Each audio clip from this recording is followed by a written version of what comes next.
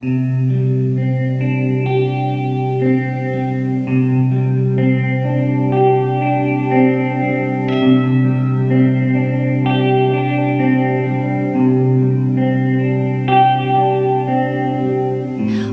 to my world of fantasy.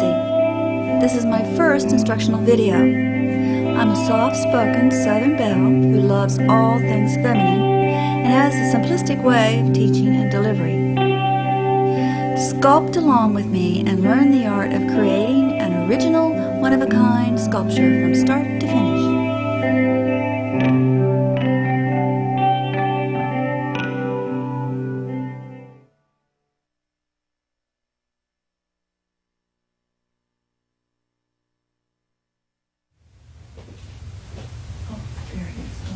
Looking across my table, you will see all of the items and tools necessary to go into the polymer fantasy figure making business. The entire cost of everything that you see would be around $200 with the exclusion of the table clamped magnifier light. These tools are my favorite. They are for paint pickup, for clay removal, and here's an X-Acto blade knife, a scale maker, a hardwood sculpting tool, and 2 different sizes of stylus. Here we show my favorite brushes. You will need a liner brush for eyebrows and a variety of other sized brushes for the pupil, the iris, lashes, blush, and a cleanup dust brush. The cleanup dust brush is for a stage in the sanding and scraping portions of this video where I teach you how to eliminate cellulite from your doll. You're going to need your basic wire cutters. You're going to need any wire cutter is going to do. These are fancy ones, but and they're dull, by the way. But these you can buy no bigger than the wire is.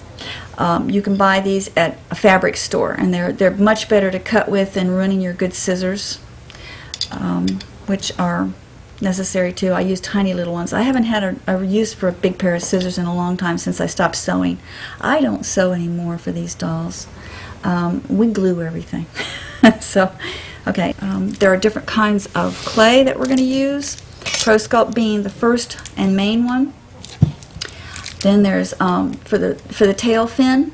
This is Sculpey, and it's called translucent clay. You can buy it at any art shop, and it is 010 is the number.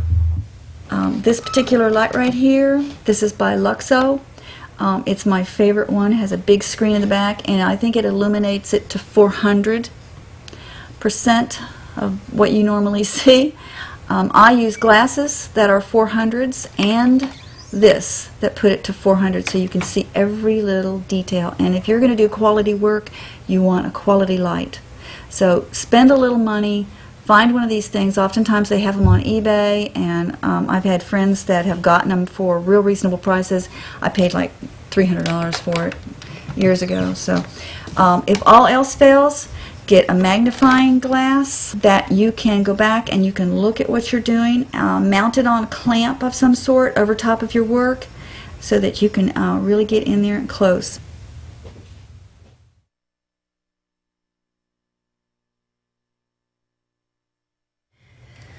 This is our mermaid, and she's actually going to have an interior armature which will be made out of 20 gauge aluminum wire.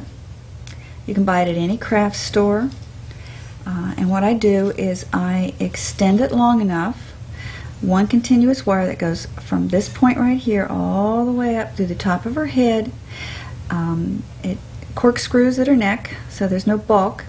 It has a loop at the very top so that we can hang her, so we can work on her. And then the wire comes, same piece of wire comes all the way down the other side of her body. And at some center point where her heart is, we're going to actually be putting in the armature that makes her arms. This is very uncomplicated. It's like a stick figure, and all the other armatures that you've ever seen that have actual wire in the fingers or whatever, it's just totally unnecessary. This is the simplest way and the easiest way to control the wire, because the wire has a tendency to rear its ugly little head every turn that you make, like an elbow or a knee or some kind of joint like at the wrist. So we're going to start and make this as uncomplicated as possible. I'm going to make it longer than I need it to be. Always. You can always cut off, but you can't add once it's been removed. So make it to the top, past her head, about 2 inches. Then make a bend in it. Then come back down. And that's the entire length of the piece. Now I'm going to cut it off.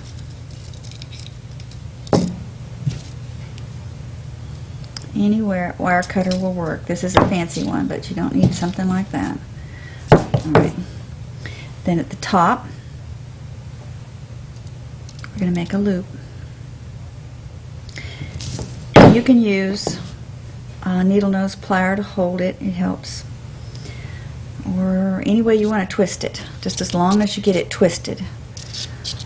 And you're going to hold this up to her body in just a few minutes to make sure that you haven't got it too long, because we have to attach a wire that goes on the interior where her arms are. So probably about I would say 2 inches of twisted wire for this particular figure. This is a 6-inch mermaid, and the 6 inches being from the top of her head to where her feet would be. This would be, if she were in a standing pose and had legs, her feet would be on this plane right here. The tail is always extra. You want to give it that length so it's a graceful mermaid, and you can do really cute things with the tail. Flip it up or turn it under, whatever, turn it sideways, and have a little more to work with. So what we're going to do is we're going to put it down on our mermaid. Make sure that the loop is completely above the top of her head. We're going to cut this off later, so you don't have to worry about it when it comes time to do the wig. Okay, and we're going to figure out where her heart is on this. And that's where the wire for the arms are going to be. So we're going to take some more of the same wire, and we're going to measure across and make it all the way out her arms. We will be cutting it off at the wrist later, but I'm not sure how much wire it's going to take each and every time across her body, and to allow for a twist in the middle. So we want to make it at least that long. Let's see, it's in the center of her heart. Make it at least that long. We can always cut it off. Then we do it double. We bend it over and make it the same on both sides. Okay. And once again, we're going to cut off the end as equal as you can get it. Okay. Find your middle point. Put it on your piece right up to where you stopped twisting. Then you simply you lay it on the top, take this piece, go under and twist it around one time. Top, same thing, go under, or over rather, and twist it around, and there's the arms. Very uncomplicated. And if you have another way of applying it, anything you do is fine, as long as it's not going to move up and down on this. It's totally incorporated into the wire. And then we go back and we twist it. Since this is a mermaid, you can twist it all the way down if you want to.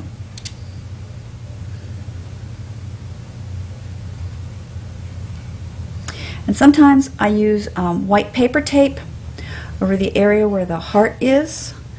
It's not necessary if it's a big piece. If it's a small piece, and you might think there might be a problem with the wire being closer to the surface, let's say she's real skinny, then you want to take a little tiny piece of paper tape. It doesn't have to be much because this stuff stretches. And you put it across the piece like so. This is not always necessary, just for smaller pieces. And you bend it around, just get it real tight on there. And I have found through trial and error and a lot of boo-boos that if you don't make it look like the actual shoulder blade, if you run the wire straight from here down like so, and if you have the particular heart area up further, that it somehow the wire always ends up in the armpit, and if you do a pose that has a raised arm or whatever, you're going to have trouble with it. So you need to make this little particular junction. You're going to turn it like so. See that? And go down the arm, keeping it in the center. Because what we're going to do real soon is we're going to lay the clay on this actual drawing, And this drawing will be included with the tape as well, so you will have it to work from. So this is the actual size that the mermaid is going to be finished. And so you want to make sure that the wire is always in the center, just like this. Okay, so you at least have 1.5 inches that sticks out of the top of her head, and then come all the way down to close to where I said her feet would be, and just before her fin starts. Okay, and that's where a hook is going to be made. So what we're going to do now is we're going to twist it a little bit more. It's not going to take much. And then we're going to cut it off because there's not any reason to have any wire. If you want a delicate fin, you'll end up putting a different kind of wire on the end of this. This will have a lot of clay to cover this wire because it's not white and it is too thick, and when you fire it, it pops out of the fin, and we're going to fire the fin at a different firing time and temperature. So this is really too big. So what you want to do is you want to cut it off, and then we're going to make a little hook out of the whole thing. Squash it together and make a little hook. And that's all there is to it for the armature for this doll.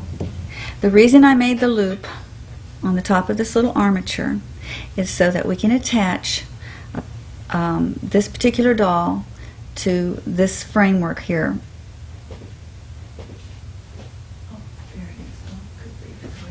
And it just makes it so much easier to handle your doll with your hand behind her in case you have hot hands, or the room is hot, the temperature of the room is not good. So you want to just put a little piece of wire on the top. It doesn't have to be much. It can be the same wire. You can use some of those scraps you threw away. Okay.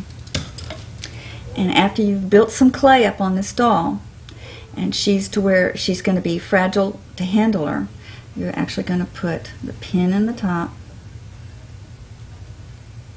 Okay, I'm going to go ahead and cut off wire somewhere about the ends of her fingers because we are not going to need it all, and it will get in the way. But you never know how much it's going to take up, and if you had wanted to wind some more through the center, you'd at least have the wire there.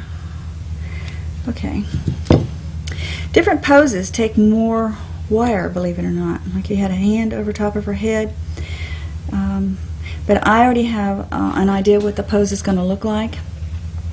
So, and I will show you a picture probably in just a little while of actually what the finished piece is going to be styled like. Here's what we're going to do with the clay. I started, open the end of it. This is like a cheese cutter. All you have to do is come straight down on the piece. You don't want to overwork your hands with a knife or pull off too much clay at a time. So just work a little bit. I know I'm going to use quite a bit on her because she's a 6-inch mermaid, and we'll probably still be able to get 3 mermaids out of this bar of clay. So, and I don't know what the current price of it is now, but I think that's a really good deal. So, okay, and all you do, clay is easy to work.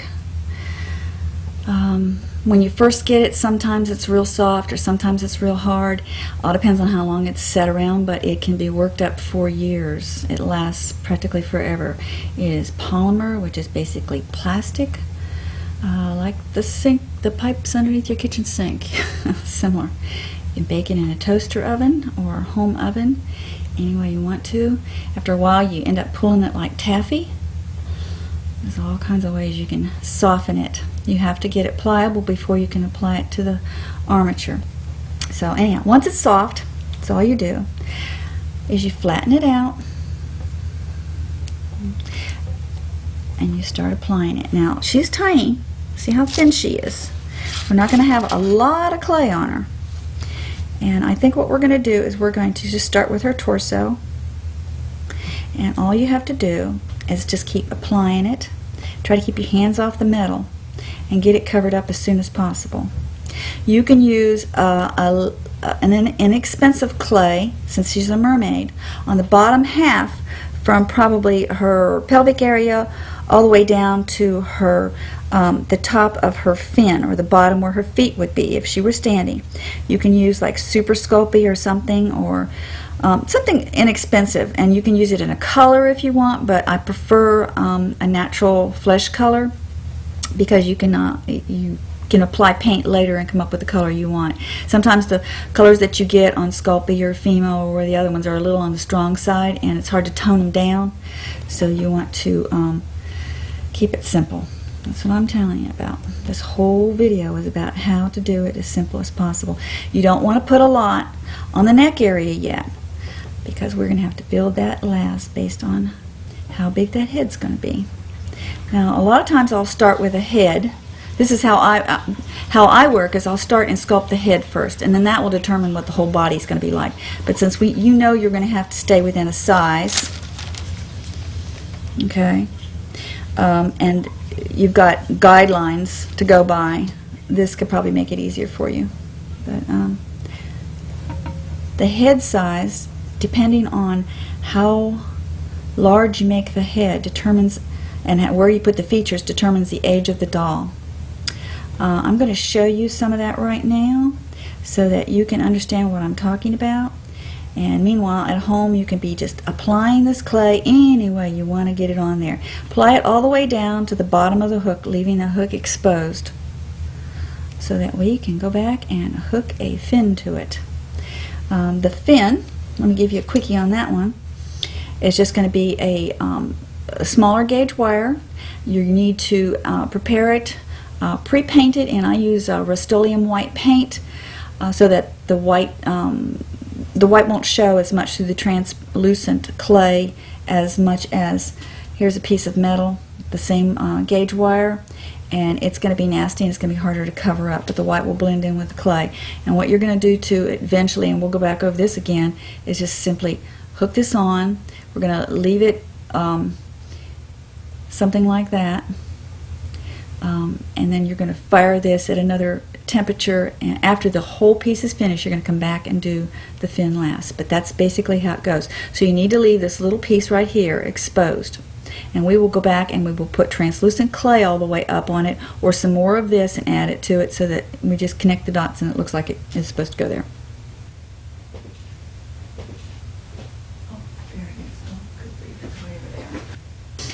This is a little diagram I drew up yesterday just for this tape, and I have divided it. The older you get, of course your head's going to be larger, right? But basically, when you're born, your eyes are almost the same size that they are going to be throughout your entire life. So that's why eyes look so large on children, and it's just an endearing feature. And everybody wants large eyes in photography, glamour photography. They always have the eyes larger. It makes you look younger. So I have divided the head sizes from here to here, and all the way from here to here, in half. So the red line running through the center is the half mark based on how big each one of these heads would be. And if you'll notice, the eyes are on the lower plane, the lower half of the face early on in age. This is probably a 3-year-old. This will probably be an 8-year-old. This around 15, 14, something like that, and this is a grown woman. The eyes are pretty much the half line, or they could be a little bit below for a real young looking woman in her 20s or whatever. But and for men, I've always noticed that their eyes are above the half line completely. Right here we're probably at the pupil area, so this is a half mark, and they're a little bit below here. They're far lower here. And as an infant, if you had another baby drawing here, I mean, my gosh, the bottom third of the face is where the features are, and the 2/3 is all forehead. So, you know, that's basically it. Here's what I've done. I have outlined the drawing of the mermaid, and I have tried to stay in the lines the best I could and get some of the same shape. If you turn it this way, you've got the chest and the thighs. If you can see a little bit of the black outline, you're still in the ballpark. Remember that you're going to want to fill that out later on, but you're still going the right direction. Too much is not good. You can always add a little bit more. So, all right, here we go. And we're going to move her little arm to the side so I can turn her to the side, if you can see this. and make sure her little bottom is in the right location with a little sway to her back. Now this is just clay I've just squashed on there in big hunks so that I've tried to eliminate all of the what we call moonies. There are little trapped air bubbles underneath, and mostly I do this whole process with my hands. I haven't picked up a tool yet. Okay. Alright, so once again we'll see if she lines up. Remember where her arms are going to be. They're pretty much level, the wire coming out where her heart would be. And the hook at the bottom is in the right location. So I'm seeing right now that I probably need to add a little bit more to the back side where it would be, if this were a fairy and you had legs, I like to indicate that it has a shape like a human. I know she's a mermaid, but there's a dent in the center, and there will be a dent down the back where the lines are, and this way it makes it easier to determine where her actual joints are when you decide to put her in a pose. Let's say you wanted to have her sort of sitting. Well, it doesn't look really good to have like a snake sitting. So, I mean, this is a personal preference. I'm sure you can come up with something on your own that you might like, but this is the way I do it. And so if I were going to put knees on her, or it'd be right in that area, and I know where to bend her based on my little drawings.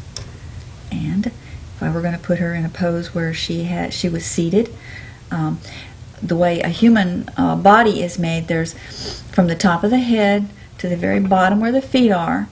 If you divide the entire thing in half, you get a half line, and we call this the bend line, and it's just above the groin area or at the groin area. And so all you have to do is know where that bend line is, and I'll make sure that you have it when you buy this video. And you just strip, and you say, now I have to pick a tool. Have a little V where the groin area is, based on your drawing, okay? And you just bend it right above it. Make a little line, depression all the way across, and that's where she bends. So you have a nice little butt and legs. Of course, seeing how it is, you're going to have to build up a little bit more, but you've got the bend in the right location. So this makes it so much more simple to follow an outline. It's like a pattern. It's your little road map to getting it right. So I'm going to fill that back in. Okay. Next step I'm going to do is the arms. And what I generally do, and the way I'm going to teach you so that you can control this better, is we're going to make the hands pretty much last, but I'm going to take you all the way down from the shoulder down to the wrist area. We're not going to make the hands until after this piece is fired the first time, because what the clay does, it darkens when as thin as the hands are going to be. It darkens when you fire it at the same temperature and the same time as the body of the piece, which takes longer to cook all the way through.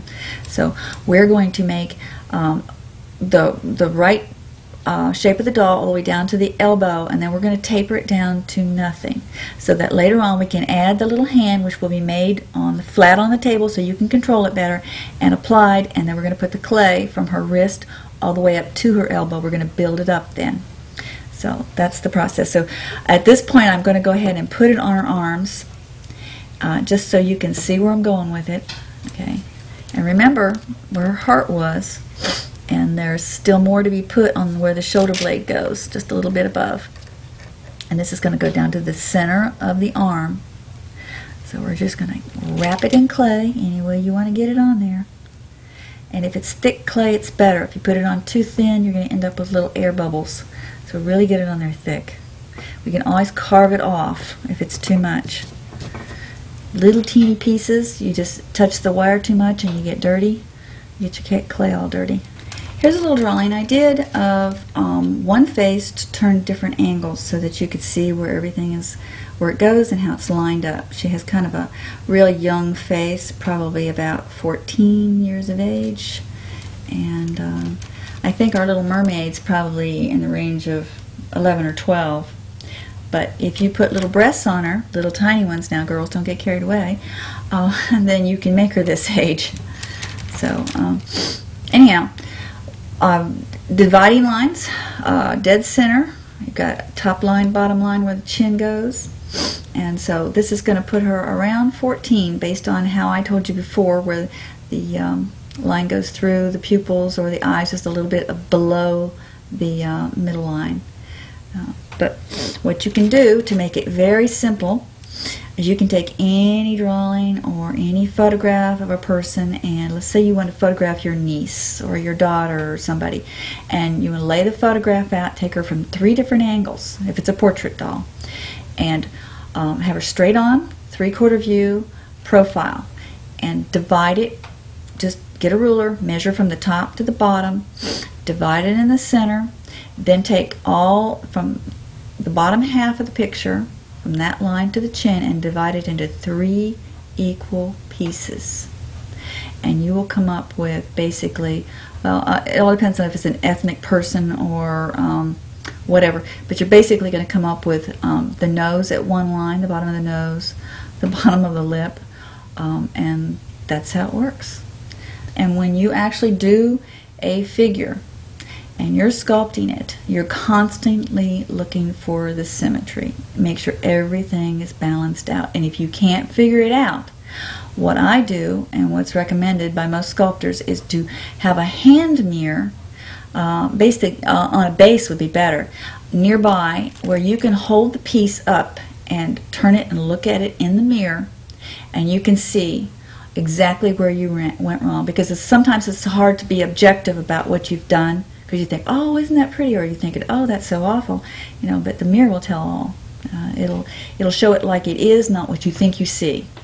Okay, and a lot of times when you're sculpting a piece, if you look at it like this angle, where you're looking down the face, you can tell whether one cheek is high or one side of the mouth is too low, or the nose wings, one's bigger than the other. That's the only way to do it. You've got to turn it every which way but loose.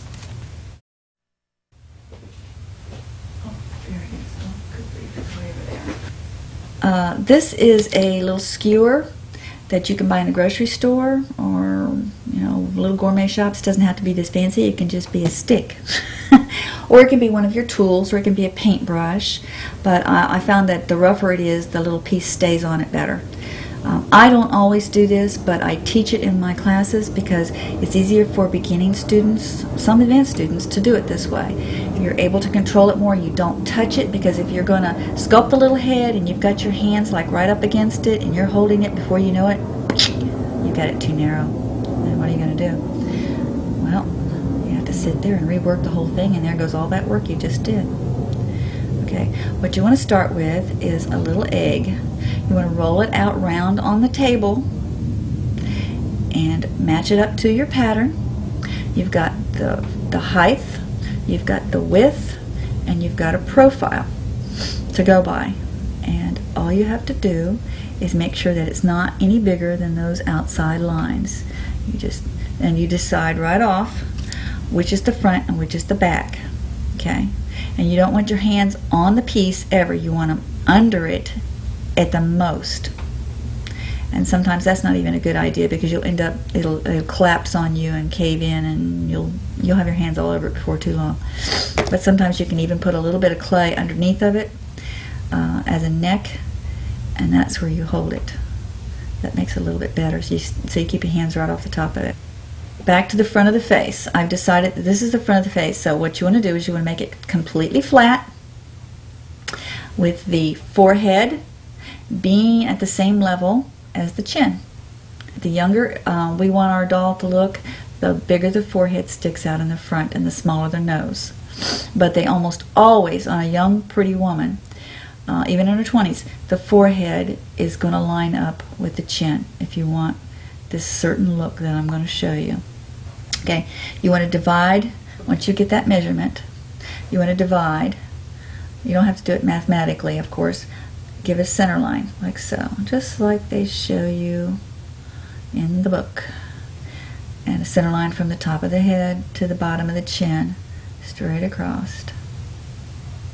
It doesn't have to be much of a line, ladies. We're just indicating. Okay, so now you know where all your features are going to be. They're going to be in the bottom half, and all based on that center line.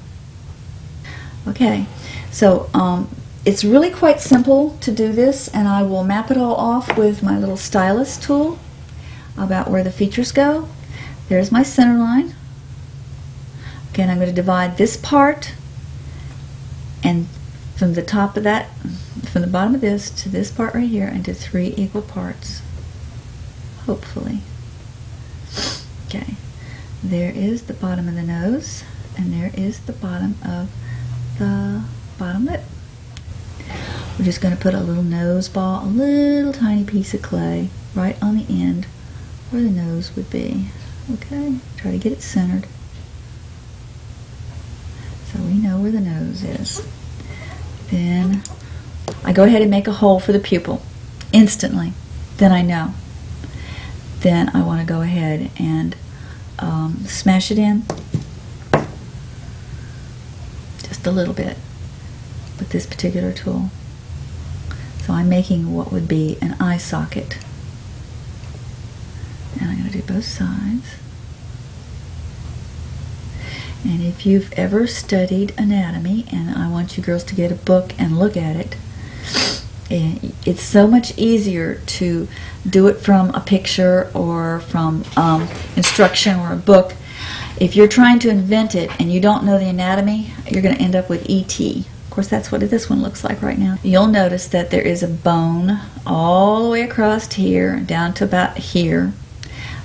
There's a little bit of a temple bone right here, and if you'll, the way the eye is put in, there's a huge cavity, and there's a space just below where the eye is, and then the bone starts again. So we're going to leave that duct, that dip right there for now, and we're just going to smooth into this other area. This does not have to be big strokes. We want to keep it tiny. Okay, now you want to take your little nose ball that you made and just feather it back into this area. See what little strokes I'm making? Helps to have a steady hand. Helps to have cool hands too. If you've got hot hands, oh my goodness. You want to be able to do 2 or 3 pieces at the same time, because if your piece gets warm and the clay is just real pliable, you really can't do much with it. You have to come back, let it cool down, and come back to it. Okay, so, and that's a good start. If you got that, you're doing good. Okay, now for the mouth. It's far less complicated than everybody thinks it is. All I'm going to do is, this is the bottom of the mouth. So I know that there's got to be a line that goes between the 2 lips. So I'm just going to make that now. Little bitty line. Ideally, a rosebud mouth is what everybody wants. You don't want a wide mouth unless you're doing something like caricaturized, or it's got a huge smile on its face. There's a lot of ways to do that, but the top lip won't be as wide as the bottom lip, but it'll still be real sweet. Or you could make it bigger. It's up to you. Now go back and always check to make sure that your forehead is the same, because I pushed on this doll. The forehead, the chin and the forehead stick out the same amount. So you're going to want to go back and pull that little chin forward some. Alright. Then I have a larger stylus that I use that has a bigger ball on the end of it. Lots of different sizes. Okay. And I want to put it just in the corner of the mouth. Just a little bit. 2 little depressions. Kind of like I did this little marks when I did the eye sockets. I just push it in. Okay. And everything from there is pulled out once again, just like you did the little eye sockets. She's got kind of a mini smile on her face. She still looks like E.T., but she's coming along. And you notice how I take my thumb and I work everything in from one area to another. Okay. We have made very few strokes on this doll, and we're starting to come up with something that looks humanoid. Not too much, but close. Okay. Top lip. you want to take right the center line, lip line, and right in the center of it, push up just a little bit. Just a little bit. We don't want to make it too much.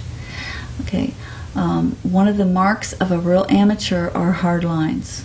If you have all of your piece to where it flows from one area into another, then that's the sign of a professional. So we've got her top lip. There's no reason to add clay. We've got plenty of clay on this doll's face. The only thing we added was that little nose ball.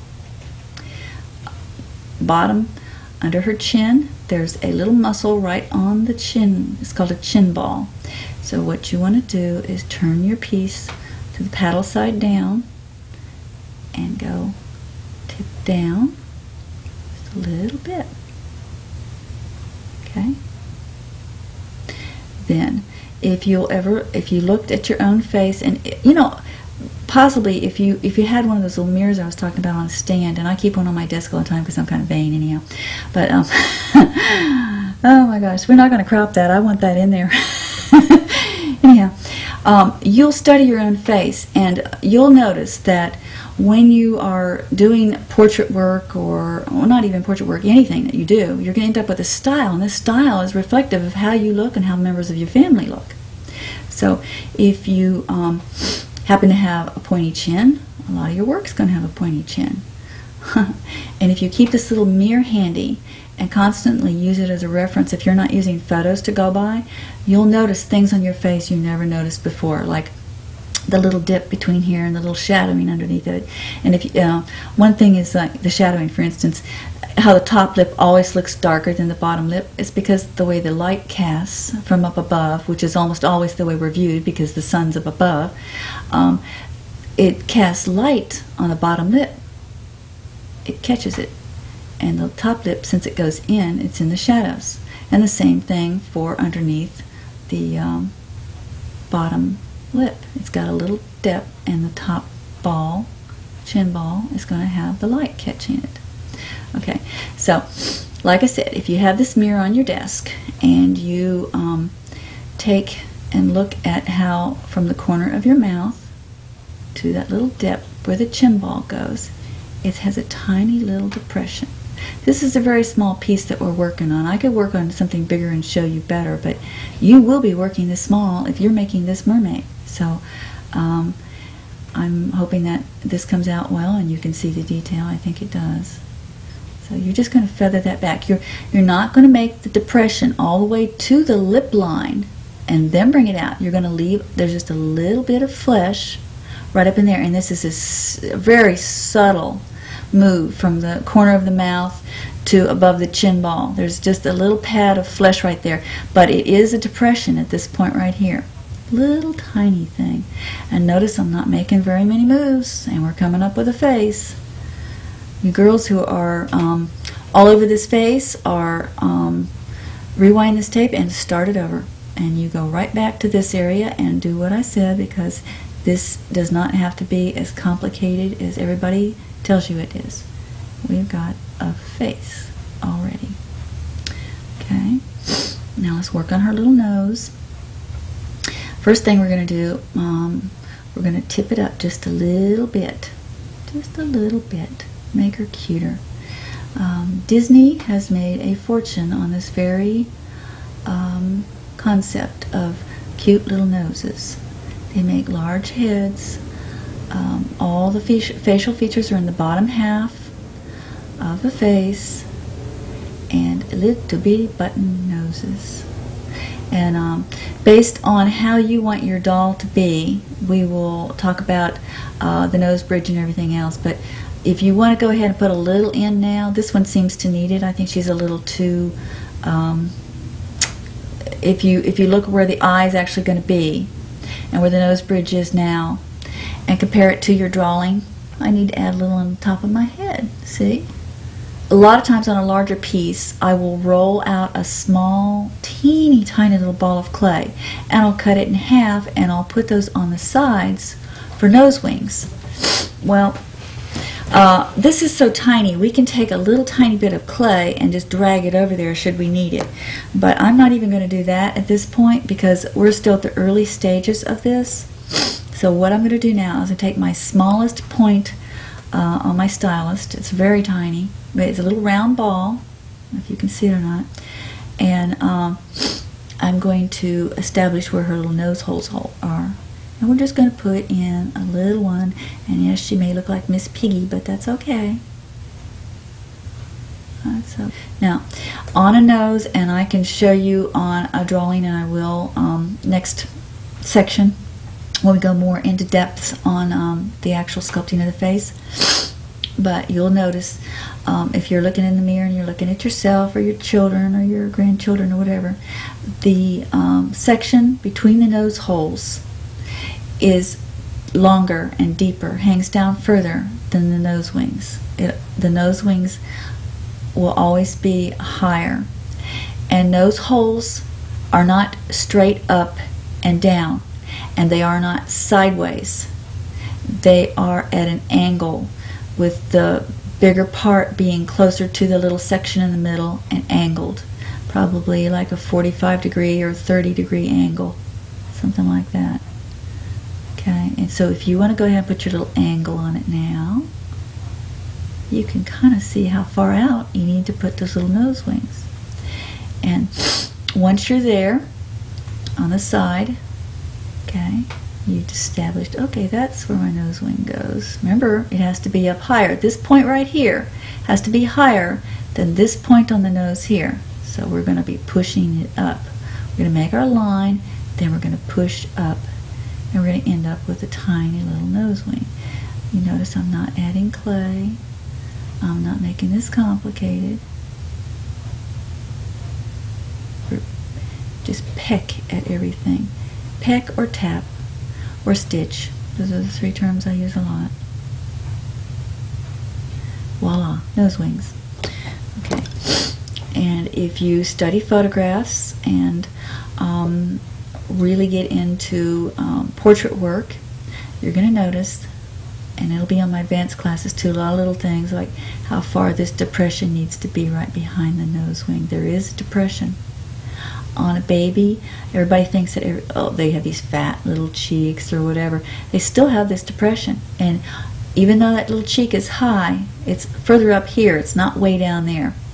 Your jawline could be a little heavy if you want to make that look, but basically all of this, no matter what shape it is, has to be rounded out and smoothed right down into that depression.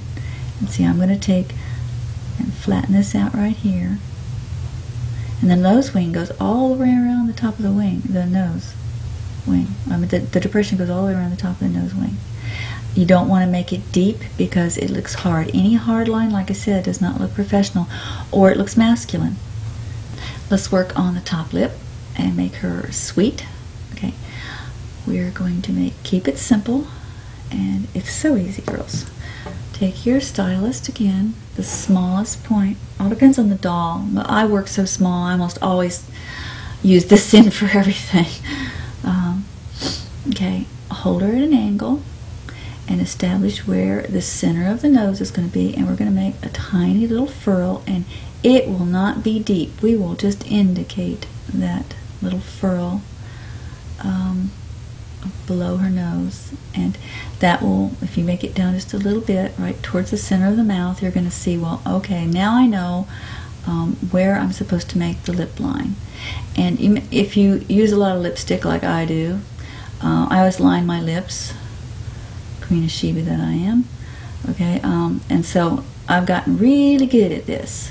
And you just make a little arch, and it goes down to the corner of your mouth and out. And it's going to pull a little clay. Anytime you get excess clay, just pat it on the top of the head, get rid of it because you're not going to need it. It's just going to be in the way. Go back and do the other side.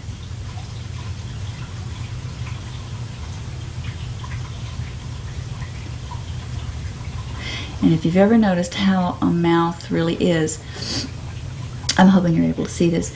A mouth can be divided into 5 pads, 5 high and low places. One pad being this section over here, and this section over here, just like Michelle Pfeiffer's little cute lips. And then there's a little divot in the center that's usually higher, and then there's a depression right here and right here on each side. Okay, and on the bottom lip there are 2 high spots and 1 low one, the low one being dead center, and this a little round circle here and a little round circle here. But we are going to keep it uncomplicated, and all we're going to do for the bottom, now that we've got all this, is just barely score a little section right here and a little section right here, and that will give us a pouty little mouth if you tap it up right in the center. Now we're going to go back and we're going to do the irises. I do it in this stage because it's just the easiest way to teach you how to do it. We're going to tap around the outside edge, just on the outside. Okay? There's no need to do the bottom. Alright, on both of them. We're making our irises now. The reason I teach it this way is to give it depth, and everything is put on a plane of its own. It's like a split level house, you know, multi-levels for this and multi-levels for that. So the pupils sunk in, the iris is raised. By tapping around it, we have just made the whites of the eyes on both sides. Don't do the top and the bottom yet, just do the sides. Then I've made a little bit of waste material, so I want to pat it down.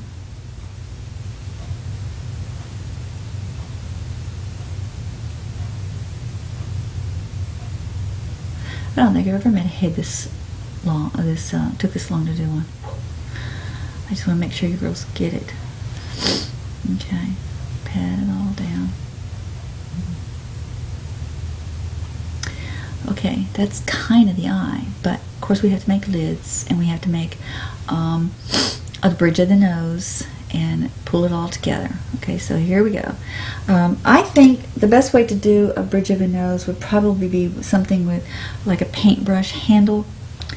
For most of you, something that's kind of round but not real big. Even the end of your stylus might work, but see, this is metal. I hate to put metal right on it. A paintbrush handle would be preferred because it has paint on it and it's not going to leave a deposit, but it has to be tiny. So it all depends on the head you're working on. So this suits our doll right here because she's tiny. So we're just going to do that. We're going to put right across from, so that it just covers the eyes. There's the bridge of the nose. Okay, and she looks like her forehead's too big now, which is fine because that's easily fixed. All you do now is just feather that back. Ladies and gentlemen, excuse my sniffing. This is my first video, and I'll get used to it, I'm sure, with time. And the sniffing is caused by a tree that I'm allergic to that is in full bloom at this very moment at my next door neighbor's yard. So,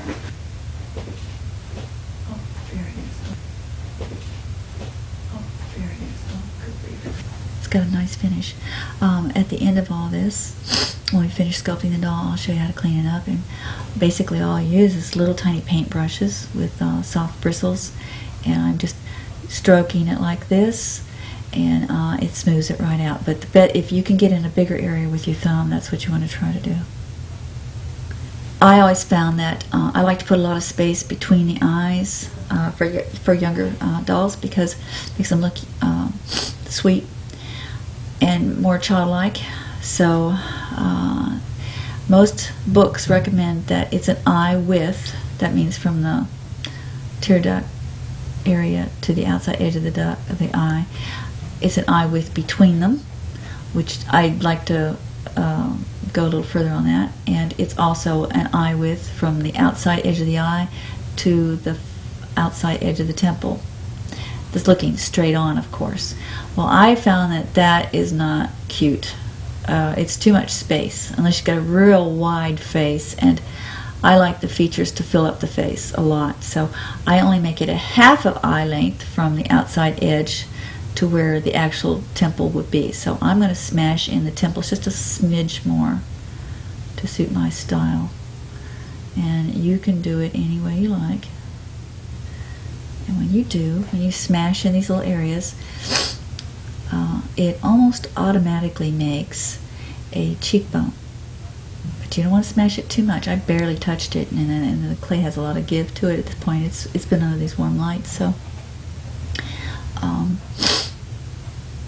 it's easy to move.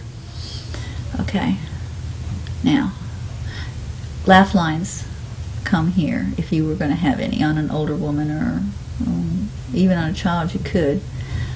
But even if you don't have laugh lines, I want you to know there is a depression that comes here right off the corner of the eye. The cheekbone will be right up in this area right here. There's still a hollow place right under here. I'm not going to accentuate it because I'm not making an old person, but there is a hollow place where there is no skull bone, and it is just where the eyeball goes in. So you're going to make a depression just a little bit on the corner, like so. That little piece is right there, and it goes down. It's like a little road map, you know, all these little things, these little nuances that you just really never paid attention to, but now you will. Also on the same side of the face, right up above where the brow would be, let's make a mock eyebrow at this point, so you can see what I'm talking about as far as the eyebrow is concerned. I'm in the brow line. Just make a little line up there any way you want to. It doesn't matter. Wherever you think there might be a brow line. Okay.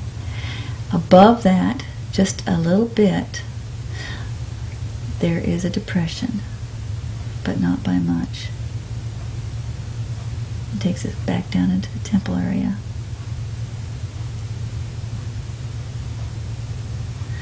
I don't do too much because you girls are going to be overwhelmed with the whole thing anyhow.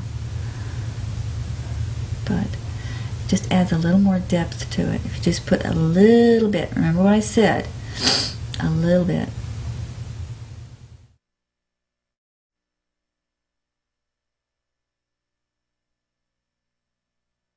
I've added the forehead onto the little doll, and I stitched it in and smoothed it out and built it up quite a bit. So I think you can get a good profile shot on that. And I just got a little turned up nose. I've recessed the bridge of the nose in a little bit more. I finished off the other eye. We can't get everything that I do on the tape because we would be here for a day, an entire day. And if you're buying a 2-hour tape, you've got to condense what we can. But I gave you the important stuff. Now we're going to slide her off. I hope you can see this. And you don't want to squeeze too much. That's why I'm not detailing the ears right now. I mean, I could have done that, but what's going to happen is we might mess her up a little bit, handling her that way. I'll close in the top just a little bit more. So I can slide up the same hole, hopefully. And if you'll notice, I've built up more on this side of the body than the back, because the chest's a little further out than the back. The back dips in, but her head is going to go down on the back like so. There's a big gap right in this area right here, and you're going to fill this in with clay, and we're going to fashion a neck. So just tap it up like so. Put it down. Try not to touch the face, because we're pretty much done with her. We're going to build a little shoulder. There's a muscle that goes, I'm going to back up and look at the picture. There's a muscle that's right attached here and attached here. And you know, if you're looking at an arm, there's always a little dent in there when you start paying attention to anatomy. This muscle goes all the way across to right in here, and if you've ever really looked and studied it, how it dents in on a lady, it's a really nice little feature. I love that. So we're going to dent in right here and build up that muscle. I'm going to make a little armpit. like my daughter used to call them underpits when she was real tiny.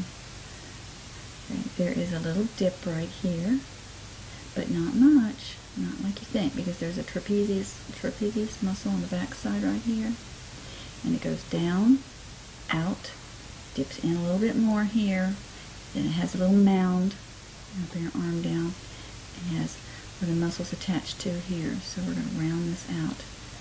All of the body creases or body folds, whatever, turn out like this, away from the body and out into the arm. Don't be afraid to really get in there and move that clay around now that you're away from the face. You've got a spinal cord down the back and make it pretty deep. Don't detail it. Don't put little vertebrae and everything else, because it just takes away from the beauty of a doll. If you've ever seen glamour magazines, you see how little detail there actually is, because they've wiped out all they possibly could to make her just as slick looking as possible. Now you remember what your half mark is. If you were to make a waistline, that's where your elbow would be. Your groin area, remember I told you your bin line was across here, just like here? Your wrist is at the bin line, right there. So between here and here is the part that I'm just going to taper down, and this will be the hand later on, so we won't need that right now. We'll take that off. I'm going to taper down. This is how I do it, so that I can do the first firing with the hands off of it, because hands, like I said, do turn darker because they're so thin. So see what I'm doing? I'm just tapering it down to nothing. And you can just pull it right off the end. That's all you need. And then when we go back and put the hand on and fill in all of this with clay, and so fire it the second time, that elbow will be real pretty. On the front part of it, now I'm still just doing the front of the doll, this half of the doll on the front side. The little depression right here. And you can use anything round, even your little stylist with a bigger ball on it will do it. Just a little bit of a depression. This little bone right here comes across, and it doesn't go straight out. It goes straight back into the shoulder. So that's where everybody makes a big mistake. They think they know the anatomy. They aren't even looking at it if they're doing it that way. And since it is a bone and it's pretty close to the surface of the skin, you want to make a small depression. And what I usually say is indicate, not exaggerate. So you want to feather. Everything has to be feathered. If you make a bone or ligament or muscle, whatever, just feather all the way around it. So we're going to give her a little belly. And most people think that the navel is pretty far down. Well, it is on men, but it's not on women. And the belly button is high up. It's right there. There's a lot of different ways to do this. You can use any kind of stylus you want to, any kind of blade, but the main thing is get some little indentation in there and then feather it out. The rib cage, you may have to build up a little bit on that. She looks a little flat. Yeah, just a little bit. Okay.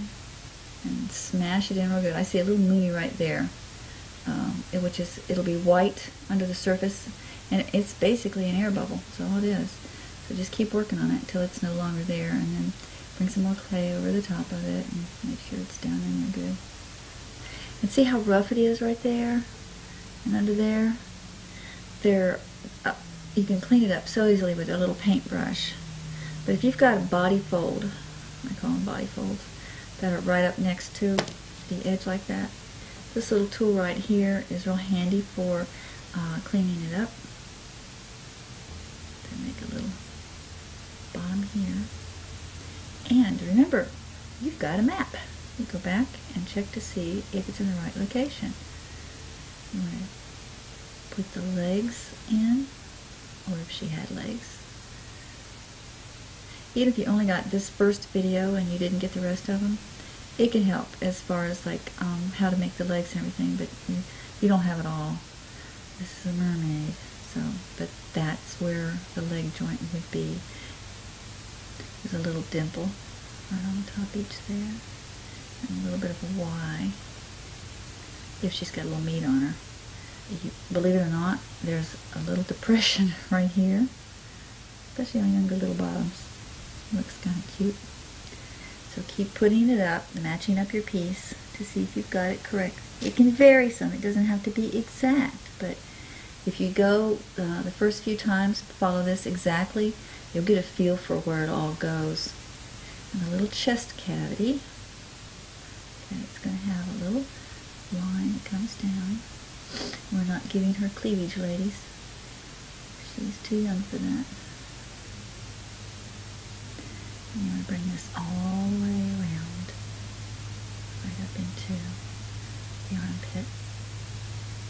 Okay, that is basically what you have to start with right there. The rest is cleaning it up, put the ears on it, put her in a pose, and watch this. Say, I'm too cute. You can just do anything you want to with her.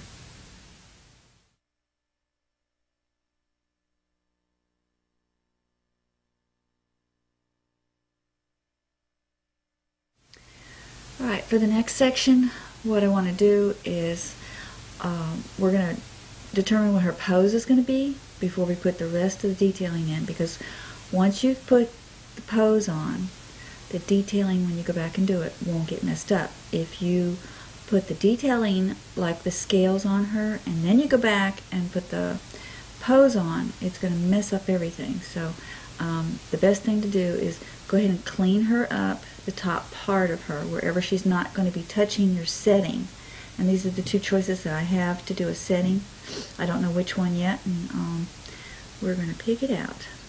So this is how I do the finished detailing, so I don't touch her much. I just hold her like this, and I'll sit here for a long, long time, put the piece in on a mermaid scale, lift up and pull it out.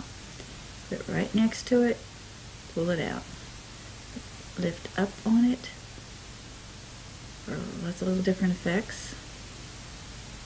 Or you can do this. There we go. Roll it down. Can you see that? You can roll it right over top of itself. You get all the little scales you want.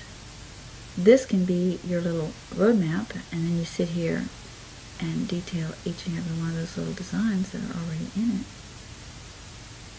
This is a piece of coral. Luckily, I live in Florida, and this stuff is readily available. But ironically, this is somewhere on it. I saw a little tag on it, made in the Philippines. So you can probably get it anywhere. So you can have. We're obviously going to have her seated on something. So when I showed you earlier about the way she bends, there's a bend line that comes across here. Bend her at the bend line. Okay. Remember I had this little line indicated right there. That's where her knees are going to be. On the back side of that, give her some knees. Stretch her out if you need to. Twist her if you need to. Whatever, but just make sure you haven't lost that little wire loop at the bottom, which is going to be able to attach our fin to. Okay. So she could be sitting on top of this. But the thing is, you've got a fin, so you can't have her doing that, okay? So you might have her seated like this with a fin out, like she's flowing somewhat in the water. You have her holding herself up. There's a number of ways you can do this. Turn her head so she's looking at something like she's surprised. Give it a natural look, though. You know, don't like make her sit there just like a doll, straight up and down. Have her doing something, and make sure look down it. Make sure that her eyes, if you want her to be looking at something, make sure her eyes line up with what she's got in her hand. Make it realistic looking. Now I can have her leaning once again, like so. if you want. It's kind of sweet. Or she's looking down at something over her shoulder, or she's looking up at you, like caught by surprise. While I was away, I did a few more things on the doll. I put the left ear on, and I'm going to go back. I finished it. I'm going to put the right ear on for you. I'm going to do her scales a little bit more on the front, and I wanted to show you how I hooked the wire in. So remember how we did it. We had this little piece showing. Now's the time to actually put this on there. Okay, so what you do is you just thread it through there. It's a little piece of wire about yay big, and it's been painted white. There's very little to do to this, but you need to do it now so we can bring the clay down over the end of it. This tool has two tips to it. It has a little tip and it has a big tip. And what I do is I start out with a little tip, and I make a few little indentations like so at the very beginning, and then I work my way down into the bigger tip, like right in here. And between this tip and this one, you can kind of do a mixture of the both of them and finally end up with just the large scale. You need a tiny bit of clay for an ear. It doesn't take much. Remember how I showed you in the previous chapter? Well, it's going to be the same kind of thing all over again. You divide the back of the head, front of the head, make a line, half mark. Then out the corner of the eye, go straight across, you get the top of the ear. At the bottom of the lip, come around, bottom of the lip comes and makes the bottom of the ear. And then it's just a matter of taking your time and padding it in. I'm going to bring it to where it feathers into the face.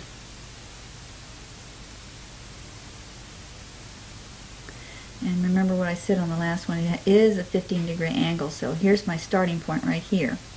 And there's the actual, see the angle of it? Just a little bit going that direction. But that's okay, before you get to the top where it starts the curve. Okay, I'm angling it in. And I'm going to put a big cavity there. And a little one above it at an angle. And you can actually sculpt with this tool too. What I like to do now is I thin out all the lumps with a brush. Top of the head, at this point I start making a cavity in it, but I don't want to make too much of a hole because it's going to move her face around. See what I'm doing? I'm having to lean against this, which is a no-no. Maybe I can find another way. Yeah, take out a little bit of the clay in the top of her head. And we'll come back after it's fired the first time and we'll make this larger so that we can get a lot of hair down there and you can do this outrageous hairdo. Big hair is back in, girls, by the way, I thought I'd tell you. To do the final detailing with the brushes and all the little things that you've got to do, feathering it out, and put a really good light over top of you. Hanger from your little hanger of some sort, whether it be from the ceiling or from the little decorative hanger thing that you buy, or makeshift hanger. And this just keeps your hand off of it completely. I can sit here and I can clean her up completely. And what I do is I sit here and look for little tiny moonies. You can see them under the surface. They're just white. And if you don't pick those out now, you're going to have to deal with them later and try to find a paint that matches. Is next to impossible to paint over it. So stab them. Just let the air out of it best you can and feather it down into the other areas. Okay, let me show you how to make a tiny little nipple. It's very, very simple.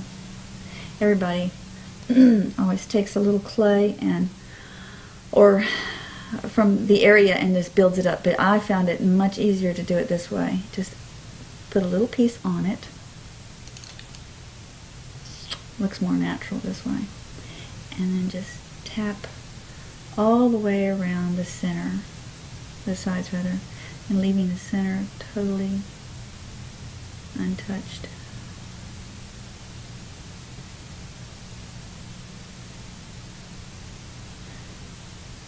Put a little depth to it maybe if you want to. This looks really nice on older ladies, but for my little girl here, we can get away with some. Tap it down just a smidge. I decided, since she had a little bit older look than I had anticipated, she's more like, instead of 13, she's probably 15, and she could actually have small budding breasts. So let's just put add a little feature to it and show you girls how to do breasts while we're at it. So I'm adding a chest, a tiny little chest to her to make her face age go with her body type. And all you have to do is make sure you're not going to get moonies on this. Put it on and squeeze out the air bubbles on one side.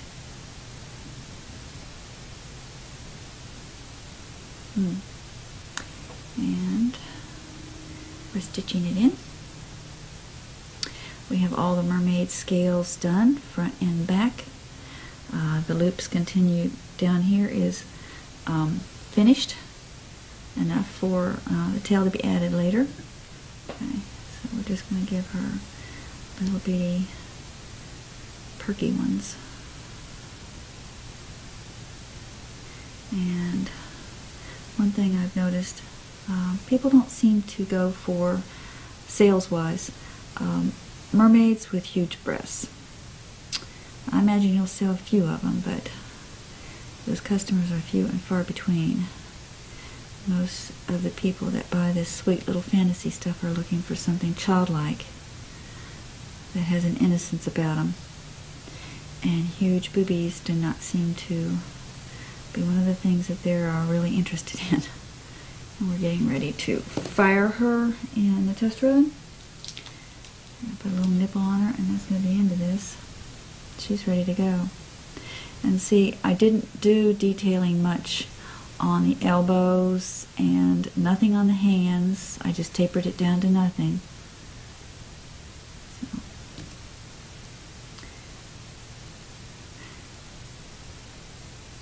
I find little things I have to go back and touch up constantly, but you can see where this little hook hanging device has its benefits.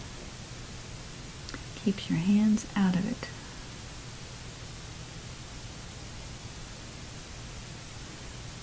We're just about finished. Now, you can bake this in the home oven, or you can bake it in a toaster oven. All depends on the piece. And one of the other advantages of having this hook out of the top of her head, if she's a large piece and you can't get it into a toaster oven that's right behind me, laying down, or if laying down could be a problem for her, the hook on her head can be attached by another hook to the interior of your regular home oven. If you take all the racks out of it and you put her, make a little coat hanger hook in the top that holds the heating elements to the top of the actual oven.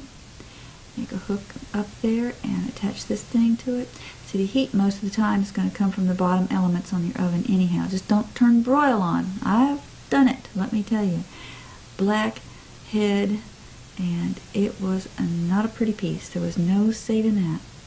If you want to, last stages of it, tone down the scales just a little bit. Flatten them out. Make sure everything's uniform. Nothing's sticking up. We can still do a lot of repairs afterwards, but if you don't get these kind of flattened out now, they have a tendency to chip off if you put her on coral. Okay, toaster oven. The toaster oven I have lined with a bed of polyfill. Now, it is true that if you put the doll in polyfill, the bottom side of wherever the polyfill is not going to cook as evenly, but that's okay. We don't need to concern ourselves with it because she's going to go back in the oven a number of times. One for the paint, one for the fin, and one for this first firing. So in all the firings combined, she's probably going to be in there approximately 20 minutes. And whatever the packaging says on your clay, I always do it this first firing and a whole lot lower. So you want to give her head a little support because you don't want any strain put on her neck. Okay. You're going to leave the little hook on until she's nice and hard and you don't have to take a chance in messing her up. And we're just going to put a little more polyfill underneath her, where her knee area would be, and she is ready to go. This is a very uncomplicated first project. They get worse. There are some that I've had so many polyfill little balls and she's just all over it and the fin's draped over the poly. It's just real complicated, but this one is about as easy it's going to get, girls. Okay, so I'm going to put her in there now in a cold oven. Okay, and I'm going to set it for about 225 degrees. Put it on bake and close the door, and I'm going to leave her on for 5 minutes. Okay, I've fired her on the first side like so, and I had her timed at approximately 5 minutes, and after she was finished I turned the oven off and I left her in there till she completely cooled.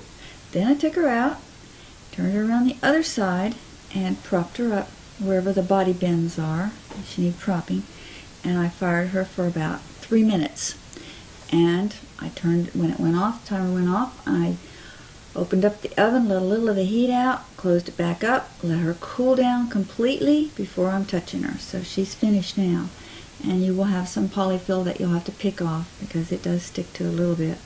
Anyhow, we're done with that process. This is the first firing, and I always do it the same way because this enables you, it's just barely toasted so that it's firm enough. Now you can go back and you can scrape all the little dirty parts off of her. And you'll notice there's little lint, thumbprints, all kinds of stuff. Any X-Acto blade is going to give you the same effect. You're going to scrape on it like this. You can see my thumbprint right there, I hope. Yeah. And so the dark areas are low areas, and they all have to be blended together. See where all the little scrapes are on her?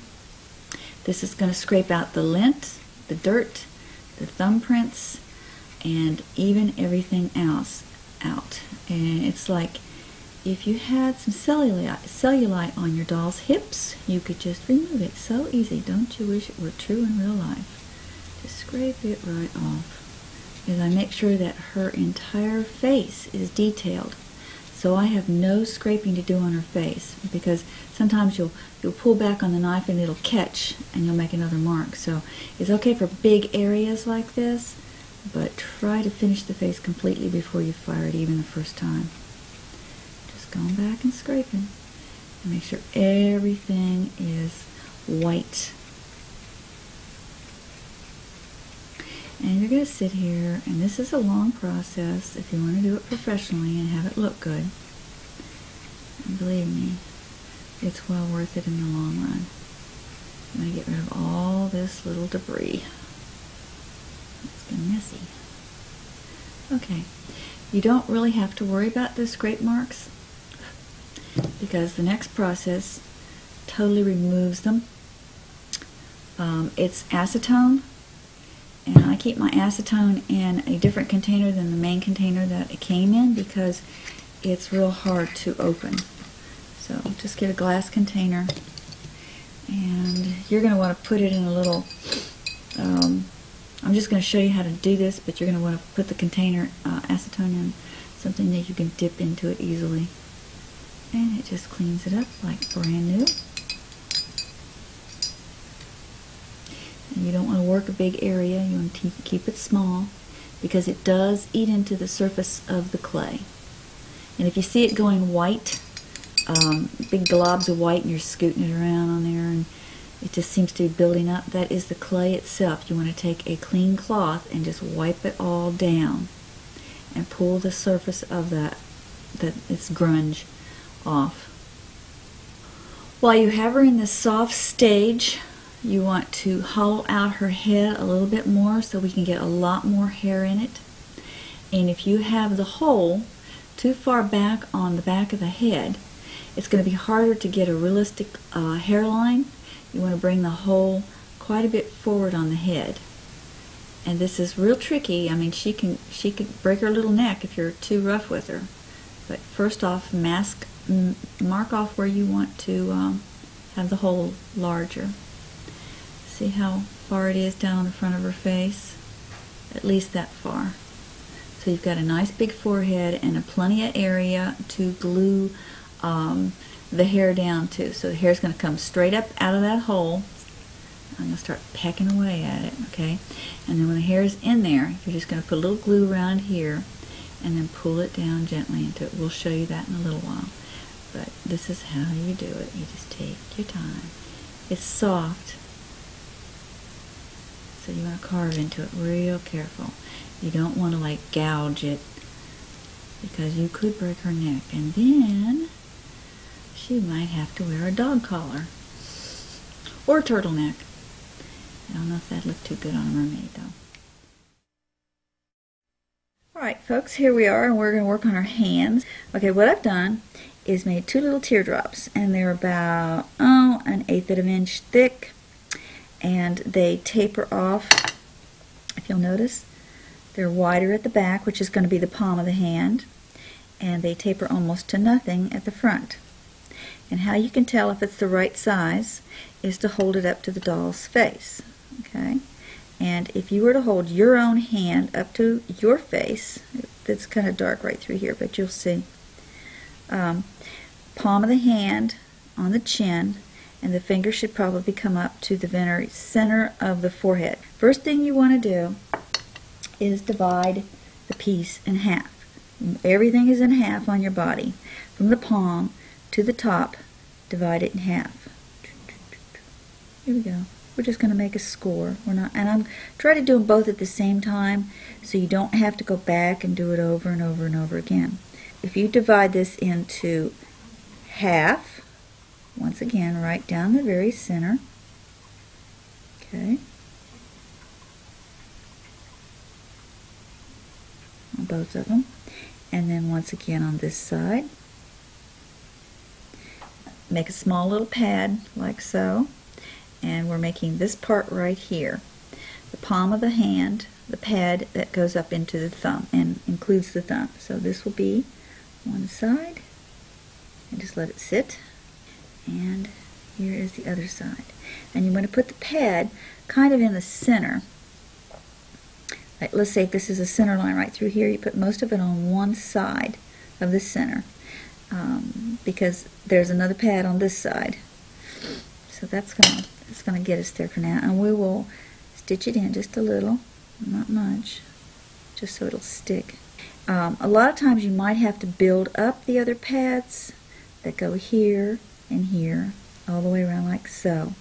But in this case, I think we have enough flesh on it, so we're just going to know that you have, I'm going to draw a line, know that you have this pad, this next step that we're doing, okay, and if you need to build up, you might want to do it, but I think we have enough clay on it, so all I'm going to do is push down on this area, and if you look at your own hand, you're going to see that there is a cavity there. If you look at your own hand and try to determine where your thumb comes up to on this center part right here, like if you take it and hold it up like this, you're going to see that your thumb just barely comes over the top of that area. And I'm going to lop it off in those areas. It already looks like a hand, doesn't it? A rough one, but it's a hand. Okay, there are 3 planes on your thumb. If you were to look at it like this, all right? Can you see this? Okay. 1, 2, 3. Okay, and that's what you're going to be looking for right now on the outside edge of both thumbs. Okay, and the best thing to do now is start with the big one. 1, here's the 1, 2, 3, 2, 3. Just make sure the cut goes all the way through to the glass. Okay, and then I use this particular tool just to round out the edges. Now, the fingers are not going to be that thick, and they may even be a lot shorter. And fingers taper at the end. If you look at your fingers, you'll notice that everything's in threes. Like I say, 1 section, 2 section, 3 sections. Of course, none of these really line up across your fingers, across your hand. So just divide each finger into 3 little sections. And we don't want to put a real deep indentation. We just want to just barely score it so you kind of know where they are. Try to round off the tips of the fingers now. I'm going to turn the hand over, and if you can't get it up, always pull it back by the big part. Okay, take it real slow. Okay. Tricky. Okay. Mighty ugly on this other side, but at least you know where the fingers are. And so this is where we had the thumb, and so now it has to be stitched in because there's a line across there that keeps it from blending in. Take your tool and cut it clean.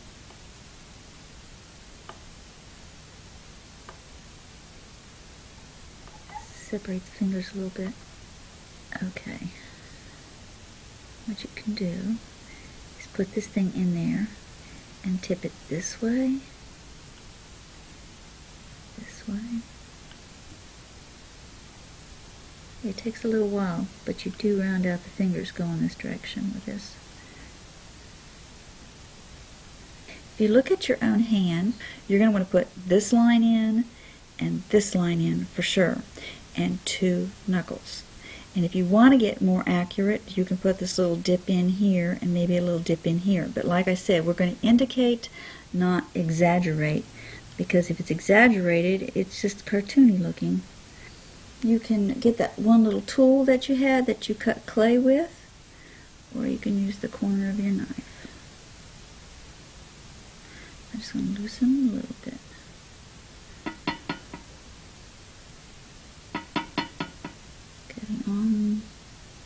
See, it takes a while to get them loose. Don't want to mess them up. They're not pretty, but they will be.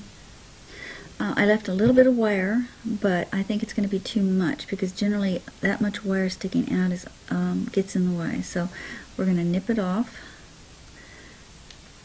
This doesn't need that much support. And that's the palm of the hand. Just stick it on there. Okay, and we're going to put a little clay on the arm and blend it in. This is so much easier now that she's fired. Otherwise, this little arm will be moving all over the place on you.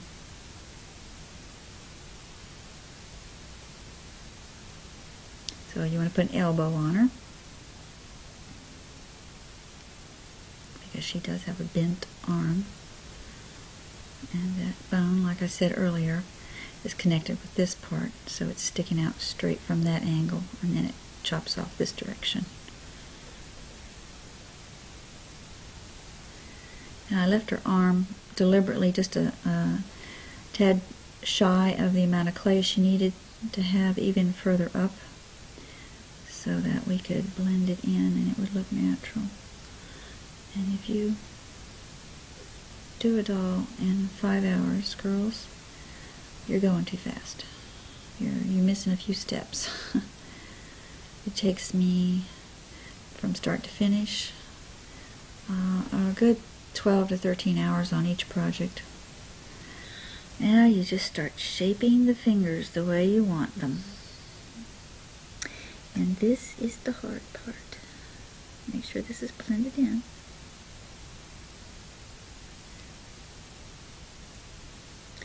Okay. And you're going to have to actually get your fingers in there, smooth them out, tip them down. See what I'm doing? If you keep the fingers separated like this, you can actually pull on them, round up the tips, and pull on them. And this is how it is done. Let's try to get these two out of the way. I can put my fingers in there and round out the tips on this one. So what we're going to do is we're going to go ahead and get the fingers the right length. And we're going to let this doll sit for approximately an hour or two in real life. And then we'll go back and put the shape in it and put the nail beds on it. Or actually, we could put a little bit of a shape to it too, the pose rather. Can you see what we've done? And if they're too long, just tip it back like so. Sometimes they've been the wrong way, but keep playing with them. But don't move very fast. That's pretty much it, except for your pose and your nail beds.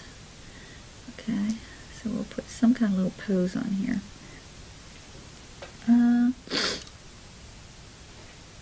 You can do anything you want to at this point. It's just, okay. Just remember where I showed you where the joints were underneath. That's kind of where you need to bend the thing, because you've got a knuckle on the top that's going to show. All right.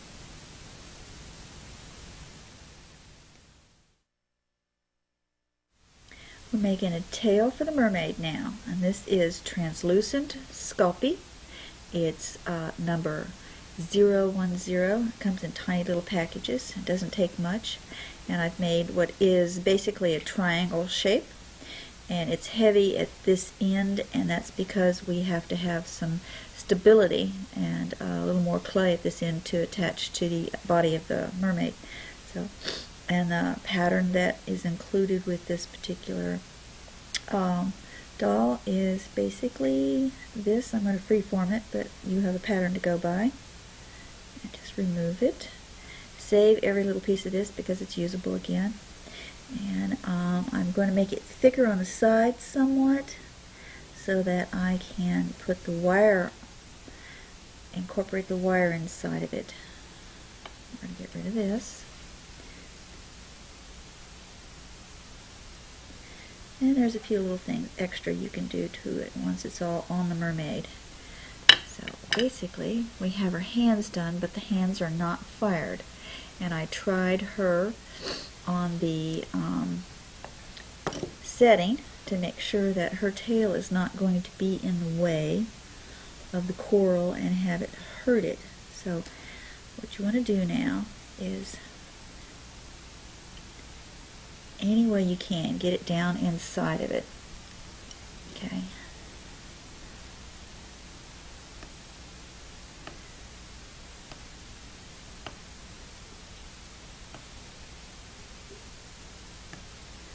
And it doesn't have to be perfect.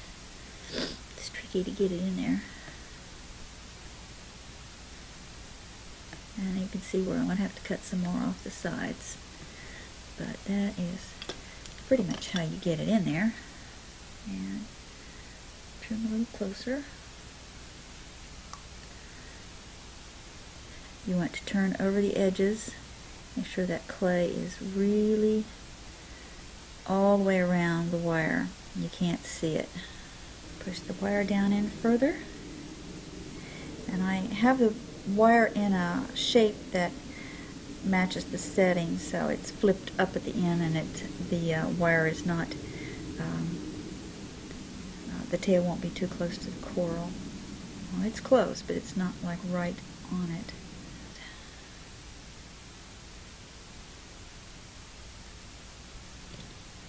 And just work it in.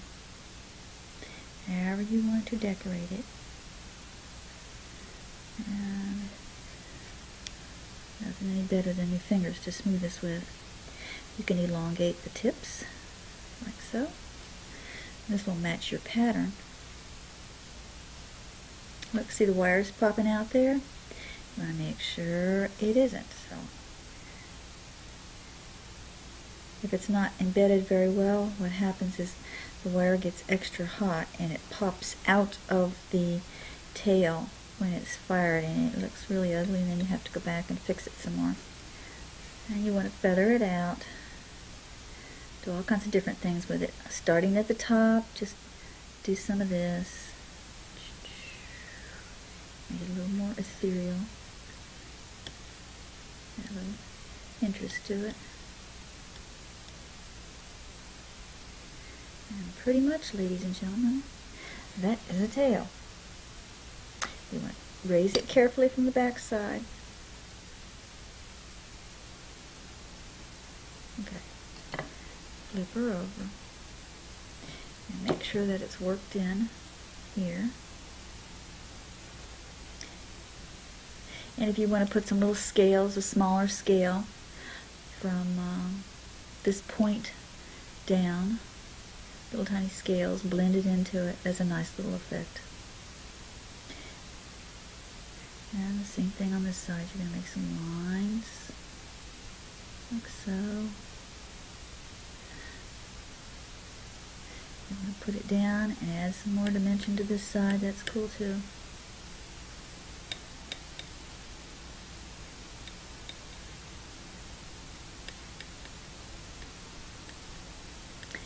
And just remember though, where it's thin, it's really going to be very breakable.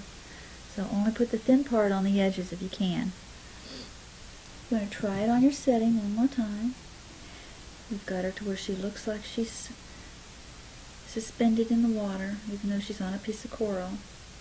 And I want to make sure that the coral isn't touching the little fin. You want to flip it up, give it a little dimension, like so. And what we have to do is we're going to put her on the polyfill in that form. Now we've still got our hands that are wet, so we've got to be real careful with them. We don't mess them up. And what we want to do is we want to flip up the sides of the polyfill to keep the shape of the tail. And a little more from over here. See how you do it? Okay.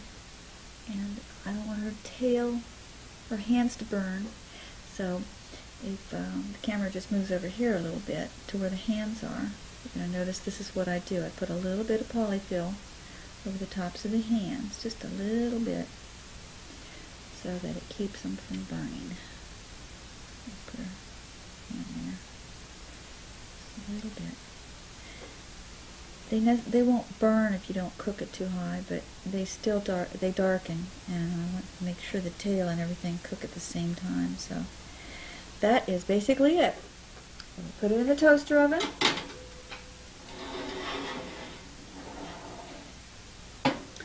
Temperature being at 225.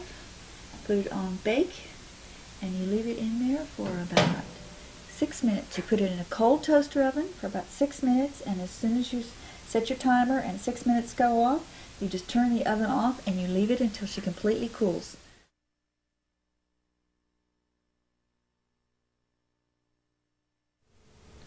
We're going to talk about the painting and the wig at this point. This is the completed mermaid, and she has her fins and scales, and we're in the final stages of it now. And we have already finished up the acetone and scraping, and we're getting ready to paint her. And this is Genesis paint, and the first thing that I do is I paint the pupils. And if you remember, it's depressed deep inside the middle of the eye. We put a lot of black paint in there, and I do it first because if you don't and you try to put the black in later, you might get it all over the iris and the rest of the eye. So this time you can get the paint in and then go back and clean up around it if you need to. The second piece is I do the iris, and we're going to use a green, and I'll go back later and put some little white highlights in if I want to. And then the eyebrow and the eyelashes and everything else will be made with a soft kind of burnt umber color that's watered down. You want to get some Genesis paints that have the glazing medium. Be sure and get the glazing medium. It's really important, and buy several containers of that because it thins out the paint and gives a real soft, subtle effect like oil paint does. You can put eyeshadow on her to thin out the green that matches the colors of the eyes. A lot of different ways, but we've got to put a lot of paint on her. So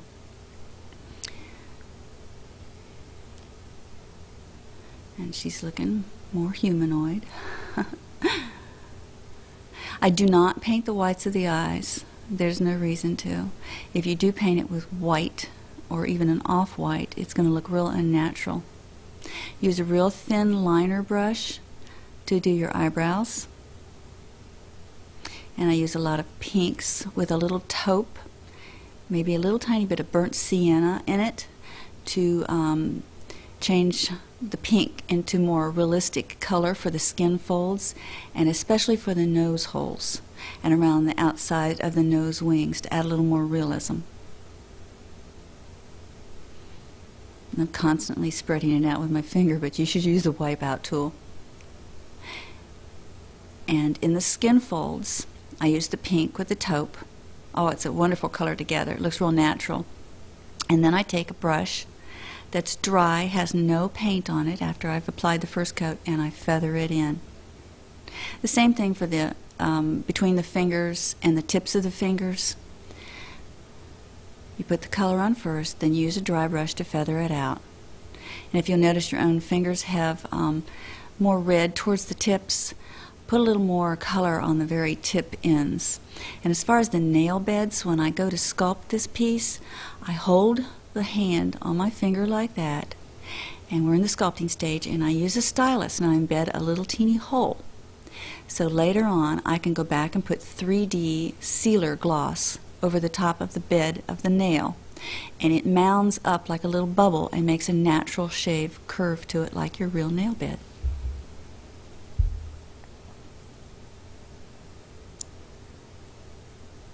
And here what I do is I put a very thin coat with the Genesis paint and the glazing medium, the green, the same color as their eyes. I thin it down and I put it on. I do not put a dark color underneath like an antiquing effect, and the pink and the taupe will be in all of these areas, under the breasts, in the rib cage, around the neck, anywhere you're going to have a shadow to get a really pretty soft pink natural effect.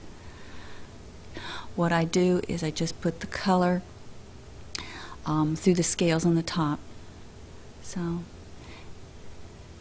and don't worry about this. It's actually going to have a sealer over top of it when it's all finished, and it's going to be fired on. It'll look like a little wet mermaid. Bring your color. You can make it heavier down towards the tail.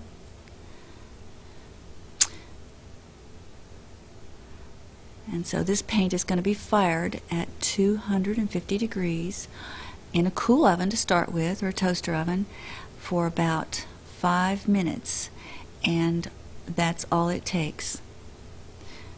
Every time you fire her, you are going to soften the clay. So the best thing to do is leave it in the oven until it's completely cooled down. But 5 minutes is all you need to allow for. Here I've actually made a little shell necklace, and find little tiny mini shells. There's lots of places you can get this, shell shops, or on eBay. There's tons of this stuff. And I made a little necklace, and here, and this is the coat, matte varnish coat, that I actually use on the bottom half of her body for the fins, and I sprinkle a little bit of the micro glitter right on top of it after I've put the matte coat on, sealer. And we're going to put a little headpiece on her. You can make anything, shell, crown, We're going to cut out the aluminum wire on the top now because we're going to be putting her wig on soon, and just kind of move it to the side. Now remember what I said, the hole was cut out after it was fired the very first time, and it's still soft at that first firing, so you're able to cut it out. You be very, very careful not to break her little neck while you're cutting it out. This is sheep. It's Tibetan lamb's wool. I have a link at the very back of the video for you to buy it in a 2x4 rug. Just cut it off in a big glob. Seems barbaric, yes I know, but do not use the actual hide. It is too large for this doll. I've tried everything, recessing it, none of it works. What I'm doing now is just making it all the raw cut ends level so I can apply Fabri-Tac glue, it's my favorite, right onto it. You want to try to get them all saturated with this glue so that you can let it dry a little while and press it in tight to flatten it, and that way all the little ends will be sealed together. This 527 is the actual glue that I use to put around the temple area, the back of the head, and pull the hair down over it. It's a really great glue. I love this stuff. So I usually punch a hole in it to let the glue out, because generally if you start with it in the end of it, you waste a lot of glue. It comes out too fast. So if you have a hole, it self-seals. Same thing with the super glue. I just punch a little hole in it, and I waste less glue this way, and I can control it better. And it self-seals once again. So we're waiting for it to dry because it does take a while. Approximately 4 minutes at the most from start to finish. It's so much easier to handle. I pick a thread color that matches the wig color. Oh, by the way, I use Rit dye on these wigs. Girls, do not use L'Oreal or anything expensive. Rit's wonderful. And what I do here is I stitch the hair together after it's been styled on the doll's head to form any kind of hairdo you want. You do not want to add any more glue other than what's right on the temple or the back of the head. And to fluff it up and to control the frizz, I just squirt a little mousse on the table and put it through this just like I'm showing you. It fluffs up the curls. Now when the glue's dry, I snip off the very end that I've squeezed into a point, and I put some more Fabri-Tac. This is the only glue that I used for this operation. By the way, sign the back of your doll's head before you fire it. They'll know who did it this way. Just get it on there, and we're going to stick it right down in the hole of your little mermaid. Make sure the wire's out of the way. And she's going to look like Woody Woodpecker in about 1 minute. But that's okay. This glue's a mess. It just gets everywhere. There she goes. Isn't that a look? So now I just use a toothpick to apply the 527 glue around the temple area and a little bit towards the front. And I pull the hair down over top that glue area, but don't tap it down with your finger, because what it's going to do is going to have more glue showing, and then you'll have to cover it up with more hair.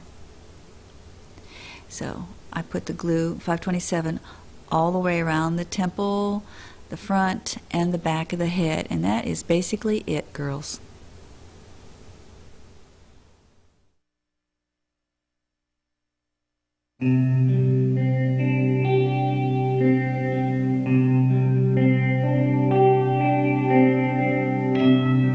This is our finished mermaid. I've talked about the most important parts of her construction, and that would be her face.